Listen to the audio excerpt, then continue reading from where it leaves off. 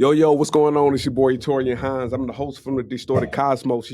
Sometimes I be doing the most. And today, we got a special guest, man, Ace. Ace in the building, Ace in y'all. the building. Ace. The Happy to be CEO here. of the Wing Bucket. Yep, happy to be here. Oh man, it's been a journey, huh?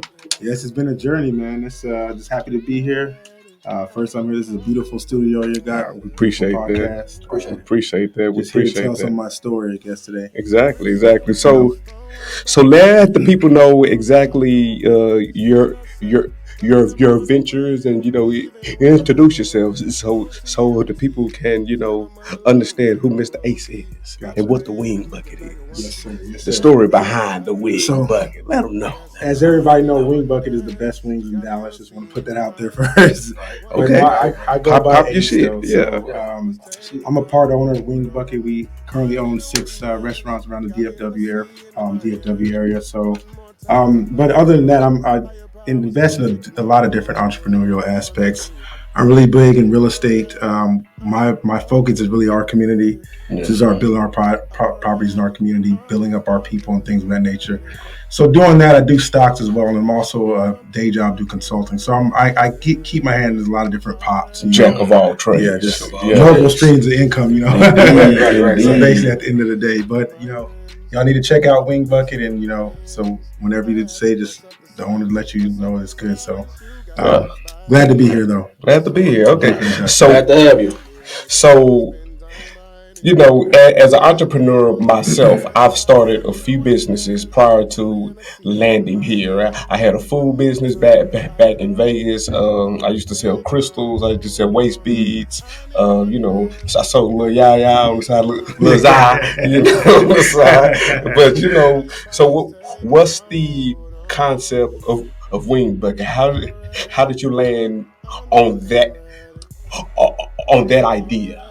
So that's a very interesting question. I'm glad you asked that. So I actually invested into Wing Bucket. So about 10 years ago, I was I think around 20 early 20s I was in. So my mindset was always to invest. I never had a mindset to work one job. I was always looking for other opportunities to create income and that nature. Yeah. So the Wing Bucket franchise, or the Wing Bucket, was started with a restaurant owner and a doctor at the time. And I lived upstairs from the brand. I was in the condo off Main Street upstairs. I used to just love the brand. Like, it's a fast casual brand. There's not a lot of competitors that make wings that big and the quality that's still there. Mm-hmm. So that just hooked me. I'd go downstairs, talk to the owner, shoot the shit. I'm like, man, I really want to get into this. If you guys have any opportunities, let me get in. Because in business, the earlier the better, right? Indeed. Because everyone wants to strike gold when it's already gold. You got to just do it when it's a rock. Or when it's cold. When it's cold. Yeah. Basically when it's cold. Yeah. Exactly. So doing that, but in another thing, because I'm always analytical about things as well. I don't just go into things emotionally. Restaurants are probably the number one business that fail, right? So the most started businesses that have a high, not a big success rate. Because everybody's starting restaurants. But one day the partner came to me and had an opportunity and said, hey, we're looking to expand. We're looking for a few more investors. If you're down, let me know. So I was like, yeah, I'm interested, but of course, let me look at the financials. Exactly. I'm not going to pour my money in. It got to make sense. It got to make sense. At the end of the day, it got to make sense. Emotionally, it sounds good. Yeah, owner of a wing place, but let me check the financials. So, looked at the financials, went through it. It seemed like everything was good. Look at the statements and everything they were doing and the concept.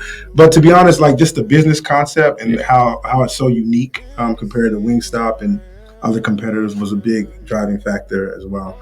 And a lot of people are wondering, how do I get the money at that age of being? That was definitely going to be a cool question in the future, and that's because funding is a lot of problems that young entrepreneurs have. A lot of people got ideas, but not every idea is worth funding. Correct. But for those people who do have legitimate ideas, like plans and everything, like the concept, the flow, the like numbers that are dialed in, they simply don't have funding. How did you overcome that hurdle? Yeah, so funding is a fundamental to any business. Anything you start, you have to have funding, right? I started little businesses inside, failed, and did stuff, but funding is very fundamental. So honestly, I had a very different mindset coming out of college, and I knew at first I had a worker mentality, but I knew I needed to save money and invest. So I invested heavily. I invested probably 30% of my salary. Okay. Like in my early years, where I built up a whole lot of money with my 401k stocks, things like nature. I actually bought my first house at 21, so I was just trying to just get out there, right? Just getting out of the rental mentality, just jumping in there, taking risk. I would say took a whole lot of risk that actually paid off in the long run, right? Yeah, that's basically it. So me just investing that big of a portion of my salary, having that money to take. And to be honest, it was probably a 6-figure buy, and I had to do a payment plan and do it in like a year or two. But I still was comfortable if I had my investments, so I was smoothing things out. But it's tough, really, because one thing about Wing Bucket in the business, we haven't really took money from the outside, right? Literally, I couldn't tell you how the business bank loans get acquisition of that, flooding you with basically opportunities as they call because they want equity, high interest rates in some places. But I can, on the housing side, I can tell you about loans, but we kept it in the house, which were good, just internally growing with the revenue it was making, and then with the partners pouring in money. So at what age did you invest in it? So around 24, 20, I think it was 10 years ago, 10 years ago. I mean, I'm old now. now to talk about that, I scratch my head. So about my early 20s, because my philosophy, I want to take enough risk. I want to retire early. And anyway, if things feel like I always stay on my mom's couch or something, I had the ability in myself. I wouldn't have enough pride that I could always downsize. Yeah. So if even today, if a rock hits, I could downsize. I'm not too. It'd be fine. It'd be just fine. Yeah. Like, I didn't have to have this or fake this, or I just kept it real. I was like, hey, if this doesn't work, go back to my mom, get a job. And a lot of people don't understand that downsizing is not. It's not a thing that's negative impacting. It's the same concept of I'm taking 2 steps back to take 5 steps forward. Right. So for all of y'all who are there, who may have to move, I mean, depending on what kind of moves you make, if it's calculated enough that you gotta go from your house to an apartment so that you can invest in your business, invest in yourself, invest in your business. Now you may be able to purchase an acre or two and build a custom house from the fruits of your labor of your business. But again, I'm not just saying go out there and sell your house and just. I'm not saying go do that, but I'm saying make calculated moves. And once you make those calculated moves, as you can see by Ace right here, those moves are paying off. They're paying off. Yeah, no, I totally agree there. I think what I did earlier in life was took a lot of risk. I didn't have any. I mean, coming out in 20, you don't have much liability. It's just you. You ain't got no kids. I mean, you do, but just take those risks early, right? Yeah. So when it'll pay off. It's hard work, though. It's hard work, to be honest. I mean, 30% of your income at that point in time? Yeah, 30%. I was like, man, I'm just going to be aggressive with this one. Man, that's heavy. That's heavy. Yeah, I mean, and it's the mindset, too. You got that discipline as well. And that's one thing LD hit on that. When people ask what would I change, it's discipline. Yeah. That discipline, I had discipline good enough, but if I had a little more discipline, I think that's one of the things I look back on, is just having discipline. I did have more discipline than others, but could have took it a little further. So I noticed you said you went to college? Yeah, I went to Purdue. Yeah. Purdue. Yeah. Okay. For a degree. What was your years there? 2006 to 2010. So I had a business degree there. So okay. So shout out Purdue. Anybody from Purdue, don't forget to like, tag, and comment all your people from Purdue. Support your bro. You out here putting y'all on. So when it came to actually saying, okay, so now you've invested the money, you went aggressive with it. Now, what made you actually take the leap and say, you know what, I'm all in? Yeah, so that's a great question, a good point. If anything you do, just taking the leap of going all, it's a lot, right? It's a lot of contracting. So I mean, another thing when you get in business, make sure you read your contracts. Yeah. You understand stuff, and you understand the risk. And if you're comfortable with losing that, losing. If you start any business, be prepared to lose it all. Let's be exactly. real. Be prepared to lose it all or not be successful, but learn, right? So I was comfortable with that amount of money. I was comfortable to say, hey, if something happens, being the ability to be able to downsize and get back up and learn. I mean, everybody hates to fail, but it's so many lessons in failing. It is. Failure has probably the most lessons. Most successful people fail a lot. Ooh, they do. Yeah, that's factual. That's factual. And then I'm thinking of more. I've always been long term thinking, not short term, right? So what is a long term game with this? Because Wing Bucket didn't pay out really good until probably 4 years after, right? Mm-hmm. So I done jumped all this money. You're not seeing nothing back, right? So you got that mindset of long term, and to get rich quick, it's tough, right? It can happen sometimes, but 99% of the time, it's not feasible. It just isn't. It's feasible for like one or two people. Exactly, for a few people. But that's 1 out of 100. Correct. Well, shit, I wouldn't say 1 out of 100. I would say one out of 1,000, maybe, because everybody got an idea or two, right? And everybody's out here trying to execute plays, but everybody ain't making it. I'm pretty sure we can name 10 people who's giving us each ideas. But are they executing on those ideas, though? Yeah, you have to execute. That's the difference between, those who talk about it, let's go do it. You got to execute the play. You got to execute the play. Yeah. That's the difference, It is. It is. It's what makes entrepreneurs, that's why we're all in a separate class, because we execute. And that is actually a good point. That's another point. I'm glad LD and y'all brought that up, because it's execution. People talk, oh, I'm do this and this. Execute. Yeah. Just get into it. Do your research. Do it, and it works out. Like the real estate games worked out. The Wing Bucket's working out. Yeah, we had failures. We closed the restaurant. I mean, but we still are going strong. But you got to get in. I mean, a lot of talk and planning is good, but get in the game, like whatever industry you want to get into, and try to execute.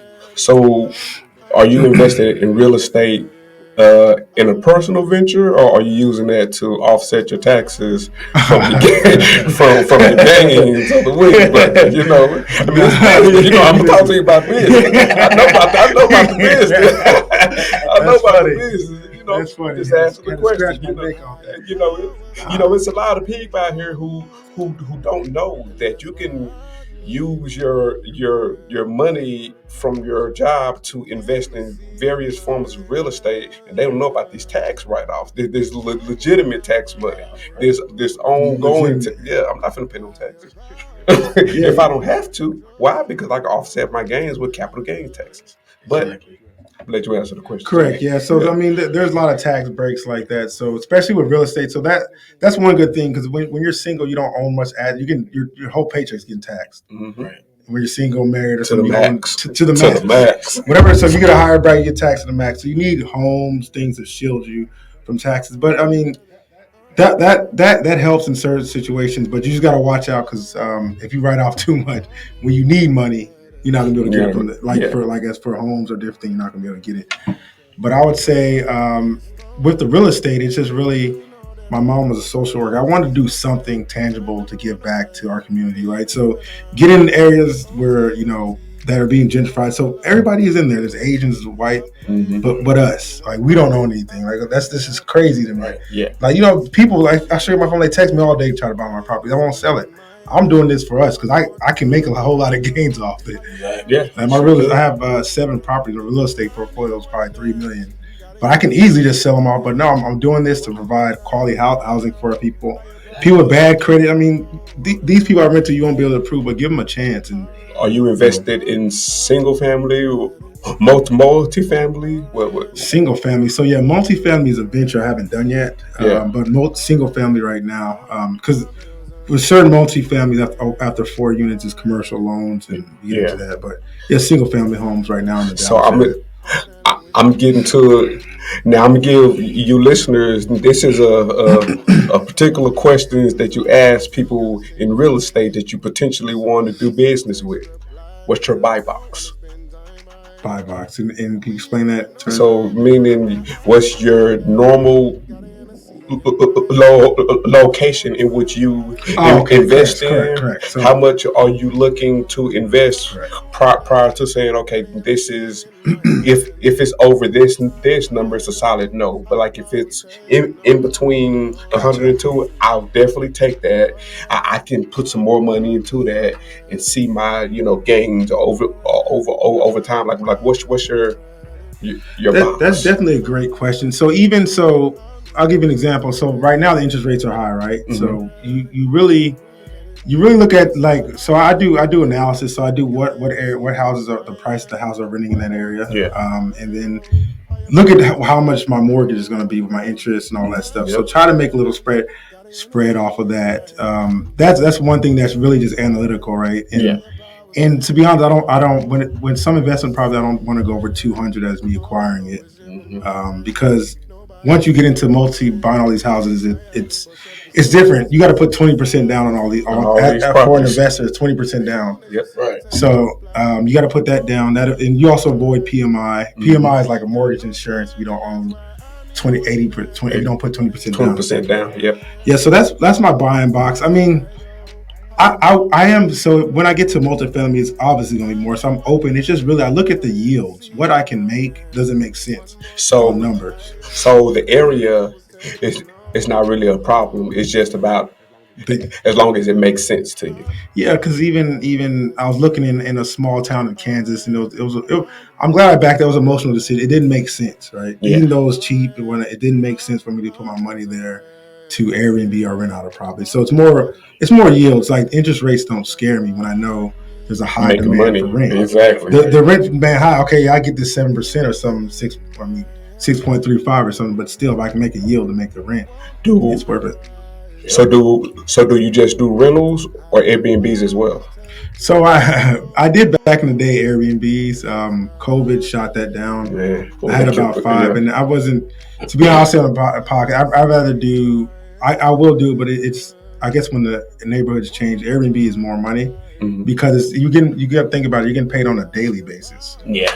instead of like rentals once a One month. time a Right? month. You're Yeah. getting variable pay, right? Right. So when you get very daily pay, it's a whole lot more money. So I'm looking more into I'm looking into that, but so far the properties I have, it's not Airbnb. I guess my townhouse would be because that's prime location, but I'll look more into that just because I have my hands so much things. It's passive me getting rental right now, but Airbnb is a great play, I would say. It's, so are you in the real estate game on your own? Do you have a team or it's just So you? yeah, because it has to be a team. Because it's like that's what people would tell me. Hey, mom, people like you can't do all this alone. It's a lot. Exactly. Gotta have a Like team. that's actually a good point. In anything, if you want to really grow and be successful in business, you have to have a team No matter what because venture it is, you gotta you have a can't team. do it all yourself. You can't. I've tried. You can't. So I have a team to do the remodeling. I can pull in investors where I need be Mhm. in different things on some of these properties, especially this multifamily. I want to pull. It's my first. I don't want to have the live. I want to pull in people. Pull in people. To So get you that. want to do a syndication? Yeah, so we could. Yes, Yeah, correct. so it's I know about them. I'm educating myself right now. Syndication. So for y'all who are listening, who are not sure what a syndication is when a group of people pool their money together to invest into one common project. Correct. So for an example, let's just say 10 of your friends, everybody puts in 100,000. That right there's $1 million. You can take that $1 million and we all put that $1 million into one bank account or somebody can put in $150 or 200,000 and they become the GL on the loan, which is like the main person, the Correct. primary person, and that primary person on the loan gets kind of the bigger share of the yield because they guarantee the loan from the bank because they got the best credit or the most experience, so the bank will willingly give them money. So you can take that million and you can take, let's just say 70 grand. I mean, sorry, 700,000 to take that to the bank and get a loan for, I believe, 1.714. So that's 1.3 million, right? But you only need 700,000, and you can save that other 300,000 to possibly do value add. meaning you can go in and put gates on the apartments. Or if all the apartments got white refrigerators, you can get them stainless steel if you can afford the right number of doors. Now you have value add, you can increase the rents. You increase the rents over the course of 5 years, you sell the whole place. Everybody gets a increase on a year because you may have bought that property for $1 million, but now once you sell it, it may be worth 2.3. Right. Yeah. Yeah, Yeah, no, you're right. that's Definitely a right. syndication. Also. And to be honest, I like to be a larger fish in a lot of this stuff. I just know at this point, real estate is proven. So if I do my deals, I want to be majority owner. I'm just being honest. I mean, Exactly. it's Yeah, like it's I really everyone should get into real estate. I mean, you should. renting, okay, it's cool. You don't understand. Even if you don't know where you want to live, buy real estate. You can rent, you can sell it, you can move on. I didn't to get to the house I got to. I stayed in a small house. I just moved on up, and through real estate, I was able to do The that. same, man. I went from my house in Vegas. I had a 3-story house, beautiful. I built it from the ground up. We're talking. Hey, it had a movie room on the top floor with a spare bedroom and bathroom. My middle floor was like the main living area with like the rooms and the washer and dryer. I had another loft on the side there. My dogs was there.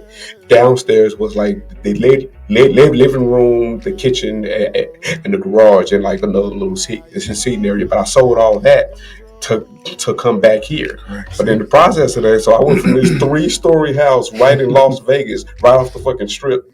Like I had views, I had like the lights, like it was right there. Right. I sold that to go to a. I slept on my cousin's I slept on my cousin's floor in the kitchen In Houston. in Houston. You gotta I do it. slept on the floor in the kitchen for 3 months, and then I was able to pull my money together. I turned that house into a rental, and then once we started actually seeing the residual of things, then I was able to get a bedroom apartment, but I also got another apartment here in Dallas too. So for my family, it gets so that they can already be here, start things up while I continue to make the money there. Because the plan was to get back here, but I had to go to another city, downsize, and stay small. But then again, now we got acres and a half $1 million crib. But again, I had to take a step back and I sold my assets there.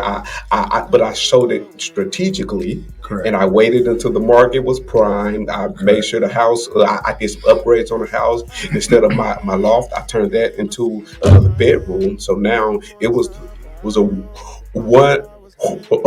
of a kind on the market. Everything else was a 4-bedroom. But I had the only 5-bedroom house of that style. So I was able to ask, I think, 40 over market. Dang. Yeah, but it was a strategic move. Right. Very strict. 40 over market, bro. That's how I paid my truck off. A 1-bedroom decision, a $5,000 move. Right. I had to pay $5,000 for lumber, sheetrock, electrical. I added another can light and another closet. $5,000 deal. It made me 40 grand. Build that equity, right? Build that equity, that's quick. I mean, to be honest, that's if you want to become. I mean, most millionaires own real estate. Yeah. That basically multiple. I mean, if they eat. I mean, if you want to quit, it's not quick, but owning real estate is a great start, and you getting your feet wet and anything. It's one of those three: shelter, food, and water. It's always going to be there. Yeah, right. It's a necessity of life. Yeah. So, what's next for you? I know you got the wing bucket real estate. What's the next thing for you? Yeah. So just keep. So you hit on one of the topics, multifamily. Wanted to get into that because when you own these much assets, I got so much leverage, right? I can refi, I can sell. I have so much leverage that I can pull equity out of these houses and do something really, really big. But that's one of the things I want to do is multifamily, something overseas. I'm really looking. So I've been traveling a few different places. Want to know where can I get something overseas, right? Where have you traveled? Not that far. I would say closer to America first. I've been so many countries, over 30 countries, but okay. Well traveled, man. Yeah. So y'all go see some places. Trust me, when you get out of Dallas or whatever small city you're in, and you get to experience another culture, correct, their food, the way they move, their housing style, it'll really change your mindset. I promise the guy, it'll shift your way of thinking. It will. Honestly, you're right because I lived overseas. But that overseas experience, it just it expands your mind of how you think and what you. Because it's a bigger world in America. We see what's here. Mm-hmm. How long did you live overseas? Just for a year. In my younger years, my dad we were in the Middle East, so I had that experience. Mom got scared, so I came back. But at least having that experience was good and always. Where you stay exactly? I was in Saudi Arabia, so my dad was working for an oil company out there. So. I was to say, well, that's Saudi money different. That's that's Saudi money different. Basically, in his job, they pay you for vacation. You go back, you get stipend to go on vacation. You get money to go on vacation, and your kids get. So yeah, that's the oil. I mean, if you go to Dubai, it's a different level. Like the oil, the Arabs, those oil, it's a different level, right? They got a golden palace, basically. Yeah. Like it's just like a common hall, but the amount that they cost to build this hall is in Dubai. Priceless. They built their own island. Like they literally, that picture with the little spiral and the circle. That's man made. Yeah, that's where we stayed at. Yeah, so last time I was there, we stayed on the islands. It's pretty nice though. But a lot of people don't know that they built the machine. They went out into the ocean a little bit, scooped the sand up, brought it back and packed it down, and literally made islands. It's innovative, man. They innovative shit. Like it's a little city in the desert. The way they build things, like it's like they do it so fast. You know, it's strategic. But at the strategy. Same time, like the outcome of it is amazing every time. Like you can just watch specials on that about it, and it's like damn, like they really built it like that. Quick. Like they really like the way they thinking. The things, to think to build it, like you know. And like now, it's $1 billion, bro. It's so much money just flowing in there. Flowing. It's crazy. So before we shift over to the StonerLD, if you had $5,000 right now, no, it's too much. It's income tax time. You had 2 racks to invest in anything. What would your pitch be to somebody say, hey, bro, I got 2 racks right now. I'm trying to make it big. Yeah. I mean, first of all, you gotta think long term game, right? So that's number one. What I would do is in probably a high yield savings or in some stocks. Because the thing is, I don't like this money sitting in the bank account. Bank accounts give you no interest rates. I want my money to get pregnant and grow. Man, I don't want to just sit in the money to work for. It's gonna work. Like so.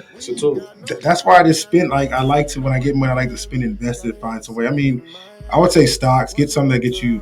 If you get a 4% save, 4% save. That's better than 0.0% in the bank account.